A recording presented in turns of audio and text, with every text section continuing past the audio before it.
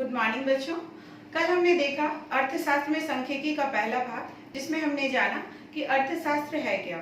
आज हम देखेंगे अर्थशास्त्र में सांख्यिकी, जिसमें हम जानेंगे कि सांख्यिकी क्या है। इसके इंट्रोडक्शन पे जाएंगे। सबसे पहले ये इसे बताना चाहूंगी कि अर्थशास्त्र के जो फादर हैं, जैसे इकोनॉमिक्स में उनके फादर कौन थे, एडम स्मिथ। तो सांख्यिकी के फादर हैं गॉटफ्राइड ऑकेनबार्ग। इन्हें सांख्यिकी का पिता इसलिए कहा जाता है कि इन्होंने ही सांख्यिकी को as a subject, as a विज्ञान इसे प्रयोग किया। और इसकी उत्पत्ति या ये अर्थ कहाँ से आया, स्टैटिस्टिक्स आया कहाँ से, स्टेटस शब्द से आया, जो कि ग्रीक वर्ड है। इसका अर्थ होता है राज्य। पहले कि राजा महाराजा अपने राज्य की जनसंख्या जानने के लिए इसका प्रयोग करते थे। और आप जान सकते हैं कि सांख्यिकी में सबसे ज्यादा प्रयोग किसका होता है, आंकड़ों। ये आंकड़े का खेल है। तो ये आंकड़े या डाटा ये क्या होते हैं, आंकड़े दो तरह के होते हैं। आंकड़े मात्रात्मक आंकड़े और गुणात्मक आंकड़े। मात्रात्मक आंकड़े यानी कि क्वांटिटी, जिसे हम नंबर्स में लेते हैं। ये किस तरह से इनको चरों को संख्या में मापा जाता है, जैसे 10 किलो, 20 किलो, किसी का वजन अगर हम लोग लें या फिर किसी की हाइट लिए, इसे हम आंकड़ों में माप सकते हैं। और ये जो गुणात्मक आंकड़े या क्वालिटेटिव आंकड़े होते हैं, इन्हें हम क्या कहते हैं, ये रैंक के आधार पे, जैसे क्लास में किसी की देखा जाए कि कौन ज्यादा सुंदर है, सीता ज्यादा सुंदर है या गीता ज्यादा सुंदर है। तो ये हर एक के मन में हो सकता है शायद सीता ज्यादा सुंदर है, या किसी और के मन में हो सकता है कि गीता ज्यादा सुंदर है। तो ये कोई सही नहीं हो सकता। ये तथ्य, ये सही और गलत दोनों हो सकते हैं, क्योंकि हर एक का परसेप्शन अलग है।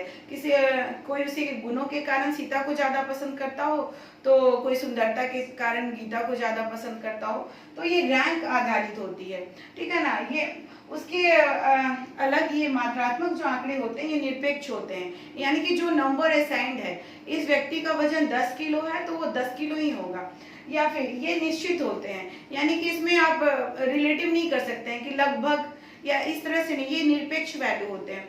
तो जो हम सांख्यिकी में मेनली क्वांटिटेटिव या मात्रात्मक आंकड़ों का ही अध्ययन करते हैं।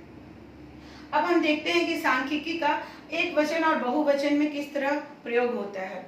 बहुवचन में आंकड़ों या तथ्यों का विवरण होता है, यानी कि जैसे जनसंख्या के आंकड़े लेते हैं, बेरोजगारी संबंधी आंकड़े लेते हैं, ये आंकड़ों को लिया जाता है। इसमें इसे संख्याओं में व्यक्त किया जाता है। कोई भी सांख्यिकी आंकड़े इसे संख्याओं में व्यक्त करते हैं।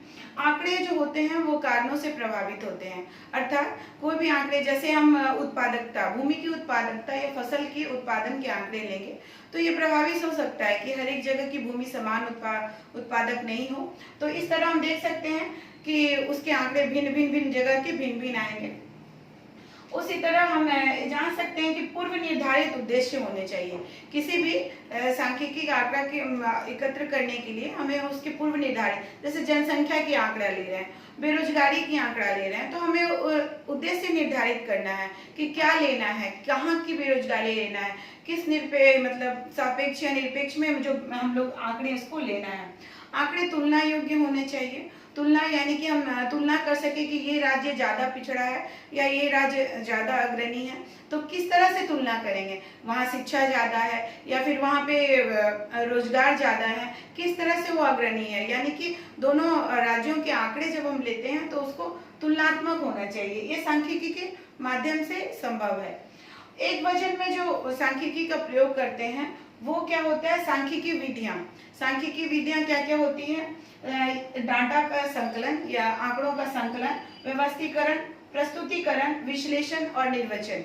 यानी कि आंकड़ा को हम लोग क्या करते हैं, संकलित करते हैं। संकलित किसी भी सोर्स से हो सकता है, या फिर आप डायरेक्ट जाके कहीं का आंकड़ा ले कि फलाना जगह या क्लास में ही कि ये इतने बच्चे को हम लोग टेस्ट लिए तो ये इनका इतना परसेंटेज आया, तो डायरेक्ट हम आंकड़े कलेक्ट कर सकते हैं। या फिर किसी न्यूज़पेपर वगैरह से, किसी अन्य सोर्स से हम आंकड़े इकट्ठित कर सकते हैं। उसके बाद उनका व्यवस्थीकरण किस तरह से किया जाता है, टैबुलेशन फॉर्म में आंकड़े जो गलत सलत आंकड़े हैं उनको हटा करके एक टेबल फॉर्म में उसको व्यवस्थित किया जाता है। उसके बाद उसका प्रस्तुतिकरण, प्रस्तुतिकरण के लिए क्या होता है, ग्राफ वगैरह हम लोग बनाते हैं, डायग्राम बनाते हैं, तो अच्छे ढंग से प्रस्तुत करते हैं उसको। उसके बाद विश्लेषण करते हैं। अनेक सांख्यिकी विधियां ली जाती हैं, है ना, central tendency, mean, median mode वगैरह, कोरिलेशन, रिग्रेशन, इस तरह की बहुत सारी विधियां की जाती हैं जिससे हम लोग आंकड़ों का विश्लेषण करते हैं कि किस तरह ये आंकड़े झुकाव दिखा रहे हैं या क्या संबंध है आंकड़ों का। तो ये विश्लेषण से हमें पता चलता है। उसके बाद निर्वचन, निर्वचन यानी कि जो आंकड़े हैं और ये सब आंकड़े जो हमने लिए हैं उससे क्या रिजल्ट निकल के सामने आया। इस तरह जो आंकड़े हम लिए तो सारा चीज इससे पता चल जाता है इस सांख्यिकी विधियों से। तो प्लूरल और सिंगुलर दोनों ये में सांख्यिकी विधियों का जो होता है उपयोग किया जाता है। उसके बाद हम देख सकते हैं सांख्यिकी के क्या क्या कार्य हैं। सांख्यिकी अपने आप में बहुत ही ज्यादा उपयोगी है, खासकर अर्थशास्त्र में तो ये बहुत ही ज्यादा उपयोगी है। तो इसमें क्या करते हैं, जटिल तथ्यों का सरल करते हैं। जैसे हम जनसंख्या संबंधी आंकड़े अगर लें तो हम लोग ले रहे हैं कि ये जनसंख्या बहुत ज्यादा यहाँ बेरोजगारी बढ़ रही है, तो कैसे बढ़ रही है, तो ये उसके डाटा हम लोग देखते हैं कि 2001 में इतनी बेरोजगारी थी, 2011 में इतनी बेरोजगारी बढ़ी या घटी। तो ये डाटा के थ्रू हम जान सकते हैं तथ्य जो बहुत जटिल है, समझ में नहीं आ रहा है कि क्या है डाटा, ये तथ्यों का सरलीकरण जो होता है ये सांख्यिकी के थ्रू होता है। उसके तुलना में सहायक, जैसे बताएं अभी, राज्य की शिक्षा, साक्षरता या फिर उसका जीडीपी, ये सब कुछ हम लोग क्या से तुलना कर सकते हैं। जैसे अभी बता रहे हैं कि दिल्ली की जीडीपी बहुत हाई है, उसके अलावा केरला बहुत ज्यादा शिक्षित है, तो ये कैसे पता चलता है, ये आंकड़ों के थ्रू ही हमें पता चलता है। उसके अलावा नीति निर्माण में सहायक बहुत सारे जो आंकड़े निकल के आते हैं, जनसंख्या की, बेरोजगारी की, स्वास्थ्य संबंधी या शिक्षा संबंधी आंकड़े, तो इसमें हम लोग इससे एक निष्कर्ष निकालते हैं, सरकार यह निष्कर्ष निकालती है कि किस क्षेत्र में ज्यादा ध्यान देने की जरूरत है, या शिक्षा में ज्यादा ध्यान देने की जरूरत है तो वहां ज्यादा निवेश करेंगे, या फिर स्वास्थ्य क्षेत्र में या औद्योगिक क्षेत्र में कहाँ हमें निवेश करने की जरूरत है। तो इस तरह से ये क्या है, नीति निर्माण करने में सहायक होती है। उसके अलावा पूर्वानुमान लगाने में, जैसे मौसम संबंधी हम आंकड़े लेते हैं, अगर देखते हैं कि आर्द्रता इतनी है, वायु में इतना आर्द्रता है, या फिर विभिन्न तरह के वायु का स्पीड कितना है, तो इससे मौसम संबंधी अनुमान हम लोग लगाते हैं कि आज बारिश होगी या नहीं होगी। तो इस तरह पूर्वानुमान लगाने में भी जो होती है सांख्यिकी बहुत सहायक होती है। उसके अलावा सिद्धांतों के निर्माण और जांच में सहायक, जैसे आप लोग पढ़ेंगे मांग का नियम, अर्थशास्त्र में मांग का नियम होता है, उसके एंजल्स लॉ होता है, बहुत सारे नियम होते हैं, उसको सांख्यिकी डाटा लेकर के ही हम उसे प्रूफ कर सकते हैं, कि उसको जांच सकते हैं और अलग अलग तरह के जो निर्माण है सिद्धांत उनका निर्माण कर सकते हैं। उसके अलावा तथ्यों के बीच में संबंध, जैसे मांग और पूर्ति में संबंध, है ना, कि किसी भी चीज की मांग बढ़ेगी तो उसका क्या बोले, सप्लाई कम कर देते हैं लोग, ये अर्थशास्त्र में नियम है, ठीक है। तो इसी तरह संबंध बताया जाता है कि किस तरह तथ्यों के बीच में संबंध होता है। आप देख सकते हैं ये सारे सांख्यिकी के कार्य हैं और बहुत सारे कार्य हैं। उसके अलावा हम देख सकते हैं अर्थशास्त्र में सांख्यिकी का मुख्य महत्व क्या है। इसमें क्या है, आर्थिक नियोजन में महत्व, प्लानिंग कमीशन जब प्लान बनाती है, पंचवर्षीय योजना बनाई जाती है, अभी नीति आयोग है जो नीतियां बनाती है, तो किस क्षेत्र में हमें ज्यादा ध्यान देना है ना, शिक्षा के क्षेत्र में, स्वास्थ्य के क्षेत्र में, प्राथमिक, द्वितीयक, तृतीयक, किस क्षेत्र में हमें ज्यादा ध्यान देना है। इस तरह की नीतियां निर्माण करने में ये प्लानिंग कमीशन को या नीति निर्माण आयोग को बहुत ज्यादा मदद करती है। उसके अलावा उत्पादन में डाटा जब हम लोग निकालते हैं तो इसमें देखते हैं कि किस क्षेत्र में उत्पादन में कमी आ रही है या किस क्षेत्र के उत्पादन में बढ़ोतरी हो रही है। जैसे जान सकते हैं कि प्राथमिक क्षेत्र का क्या आंकड़ा है, द्वितीयक क्षेत्र का क्या आंकड़ा है, किस क्षेत्र में ज्यादा उत्पादन हो रहा है, तो ये सांख्यिकी से ही हम जान सकते हैं। उसके अलावा उपभोग, हम लोग ये जान सकते हैं कि किस तरह की चीजों का उपभोग हो रहा है, या फिर उपभोक्ता संबंधी वस्तुओं का ज्यादा उपभोग हो रहा है, या फिर जरूरी सामान मतलब इंफ्रास्ट्रक्चर संबंधी चीजों का ज्यादा हमारे यहाँ ये उपभोग हो रहा है। तो या फिर विनिमय करने में अगर बैंक अपनी पॉलिसी निर्धारित करती है, विनिमय दर को किस तरह से डिसाइड करती है, आंकड़ों से ही जांच करके ये विनिमय संबंधी नीति का निर्माण करती है, जान सकती है।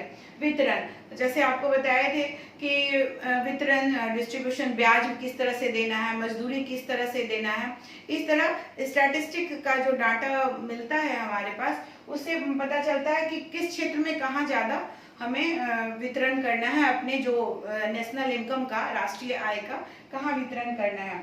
उसके अलावा राजस्व किस तरह से आता है। सरकार की जो आमदनी होती है, जैसे मौद्रिक नीति बनाती है। मौद्रिक नीति यानी कि कितने नोट का छपाई करना है, बैंक रेट किस तरह से रखना है, इस तरह की नीतियां जो रिजर्व बैंक बनाती है, इसका पता किससे चलता है हमें, ये मौद्रिक नीति से चलता है। उसके अलावा राजकोषीय नीति यानी कि टैक्स किस चीज पे ज्यादा लगाना है, किस रेट पे टैक्स लगाना है, इस चीज का पता भी हमें इसी से चलता है। उसके अलावा आयात और निर्यात, हमें देखना है कि हमारे आयात किस क्षेत्र में ज्यादा बढ़ रहा है या फिर निर्यात हम कहाँ कहाँ ज्यादा कर रहे हैं। तो इस तरह की नीतियों का पता लगाने में ये सांख्यिकी बहुत सहायक होती है। उसके अलावा कीमत तंत्र को भी निर्धारित करने में, अगर मुद्रास्फीति बढ़ रही है ना, महंगाई बढ़ रही है, तो ये भी डाटा के थ्रू ही हम जान सकते हैं कितनी बढ़ रही है, कितने परसेंट रेट से बढ़ रही है। तो इस तरह अन्य बहुत सारी चीजों में अर्थशास्त्र में ये सांख्यिकी बहुत उपयोगी होती है। कल आपने जैसे पढ़ा था कि अर्थशास्त्र कला है या विज्ञान है, उसी तरह आप जान सकते हैं सांख्यिकी कला है या विज्ञान है। कला इन द सेंस, कला किस तरह है, इसे हम ग्राफ और चित्रों की सहायता से बहुत सुव्यवस्थित ढंग से इसको प्रेजेंट करते हैं। इससे आंकड़ों को समझने में बहुत ही आसानी होती है। विज्ञान इस तरह से है, विज्ञान किसी चीजों का क्रमबद्ध अध्ययन को कहते हैं। तो हम ये बहुत सारे नियम हैं जो डाटा के थ्रू निकलते हैं और उसके बाद इनके जो पूर्वानुमान लगाया जाए, जैसे वेदर फोरकास्ट यानी मौसम का पूर्वानुमान वगैरह जो लगाते हैं, तो ये बहुत ही साइंटिफिक होता है।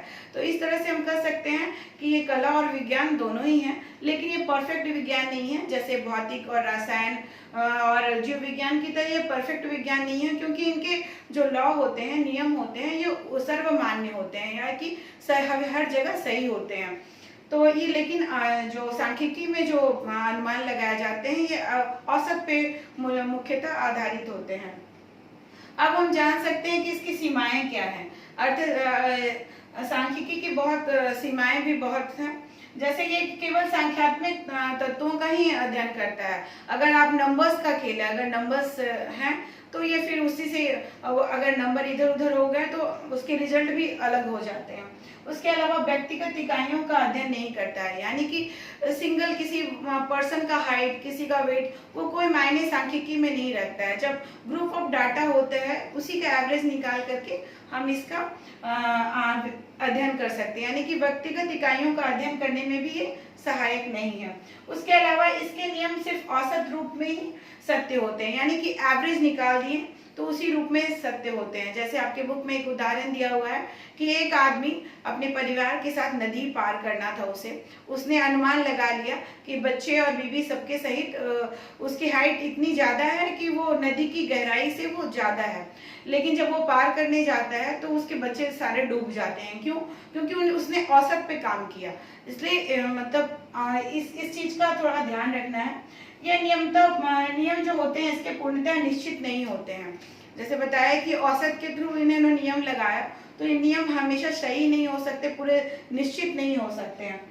उसके बाद पक्षपात की भी संभावना हो सकती है। कोई भी डाटा को तोड़ मरोड़ के अपने ढंग से भी प्रस्तुत कर सकता है, तो इस कारण पक्षपात की भी इसमें संभावना हो सकती है। लेकिन इसमें क्या है कि इसमें सांख्यिकी का कोई दोष नहीं है, ये मानव दोष है।